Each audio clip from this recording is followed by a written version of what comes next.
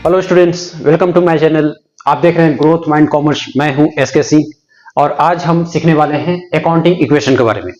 Paper सभी students का नजदीक है और क्लास 11th का भी पेपर होने वाला है और यहाँ पर इंपॉर्टेंट टॉपिक्स को हम यहाँ पर डिस्कस करने वाले हैं और आप लोग सीखिए।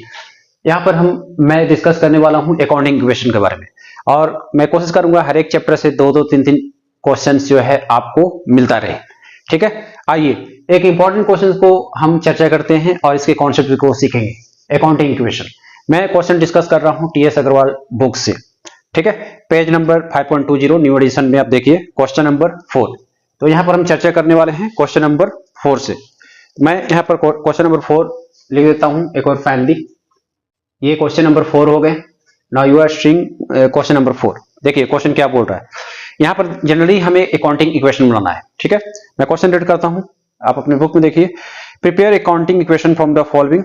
पहला क्या बोल रहा है, started business with cash 1 lakh and goods कितने का है 20,000।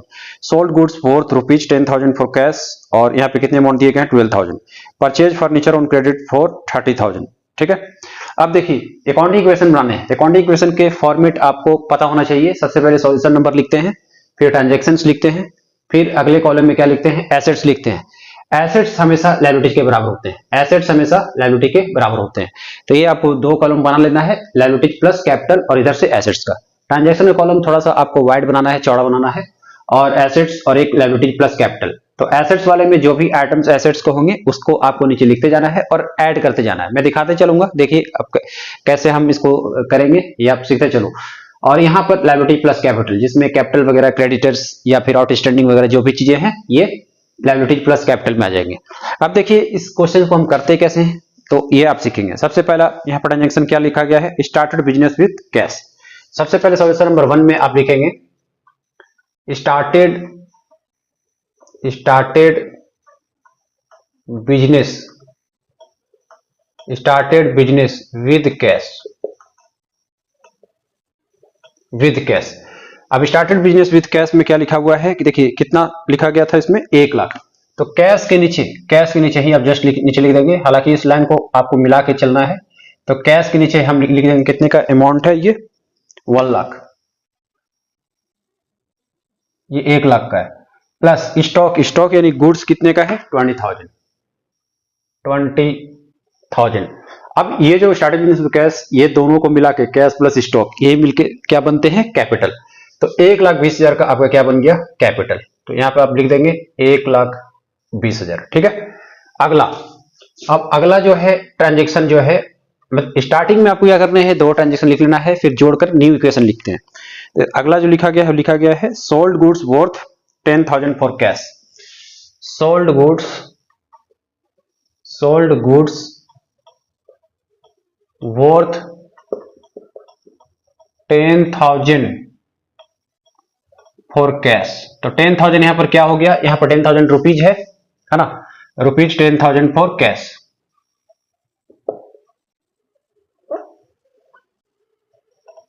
Rupees 10,000 for cash.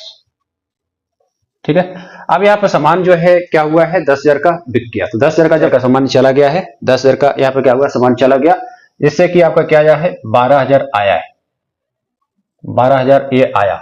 ठीक है, और यहां पर आप देखेंगे यहाँ पर फाइनली 12,000 का जब इनकम आया है तो 12,000 से 10,000 आप घटाओगे तो क्या आ जाएगा 2,000। जो भी इनकम होता है, जो भी प्रॉफिट होता है, जो भी इनकम होता है उसे आप कैपिटल के साथ दिखाओगे। ठीक है, तो ये इसमें प्लस हो जाएगा इतना। ठीक है, फाइनली हम इसे क्या बनाएंगे, तो अब हम यहाँ पर लिखने वाले हैं न्यू इक्वेशन। न्यू इक्वेशन में आप देखेंगे यहाँ पर बन गए हैं 1,12,000, फिर 20,000 उसमें 10,000 आप घटाओगे, 10,000 का स्टॉक, तो यहाँ पर फाइनली कितना बच जाएगा 10,000। फाइनली इधर आप देखोगे ध्यान से तो ये कैपिटल भी इधर क्या आ गए हैं 1,12,000, 1,20,000। ये जो कैपिटल था ये पहले से था, तो ये आप टोटली आप जोड़ते हो तो कितना आ जाएगा, 122। तो इधर आप लिखोगे 122 पर 000। और फाइनली इसे भी आप जोड़ते हो तो ये कितना आ जाएगा 122 पर 000। तो हमेशा ही आपको याद रखना है एसेट साइड वाला जो है हमेशा लायबिलिटीज और कैपिटल साइड के क्या होते हैं, इक्वल हो जाते हैं। नेक्स्ट ट्रांजेक्शन देखते हैं, that is purchase furniture for cash. तो purchase furniture on credit, sorry इसमें क्रेडिट लिखा हुआ है, परचेज फर्नीचर ऑन क्रेडिट कितने का है, 30,000। तो उधारी में जो है फर्नीचर यहाँ पर खरीदा गया, तो उधारी में जो फर्नीचर खरीदा गया है, तो जो भी फर्नीचर खरीदाया है तो फर्नीचर खरीदने से क्या हो जाते हैं, फर्नीचर अकाउंट बढ़ जाता है। तो ये फर्नीचर के कॉलम देखोगे मैंने फर्नीचर यहाँ बना दिया है, तो ये हम नीचे यहाँ पर लिखेंगे प्लस 30,000। तो इसमें हम गुड्स नहीं लिखते हैं क्योंकि गुड्स एसेट्स नहीं होता है, फर्नीचर एक फिक्स्ड एसेट है तो इसका एक अलग बनेगा, तो इसके नाम से आप दिखाएंगे। और फर्नीचर बढ़ने से क्या हो गया, क्योंकि उधारी में फर्नीचर खरीदाया है तो इसीलिए आप क्रेडिटर्स के नीचे लिखेंगे 30,000, ठीक है। तो ये इक्वल आ जाएंगे, तो ये क्रेडिटर्स के नीचे आप दिखाएंगे 30,000 और इधर से कैपिटल, तो कैपिटल के नीचे वाला जो अमाउंट है 1,22,000। ये बन गया आपके फाइनल आंसर। तो ये हो गया आपके क्या, फाइनल आंसर। तो क्रेडिटर्स के नीचे जो है 30,000 आ गया और कैपिटल वाले जो पार्ट है ये इतना आ गया। इसी के साथ ही क्वेश्चन नंबर 4 जो है कंप्लीट होता है। नेक्स्ट वीडियो में हम क्वेश्चन नंबर कोई नेक्स्ट इंपॉर्टेंट क्वेश्चन को करेंगे। आइए।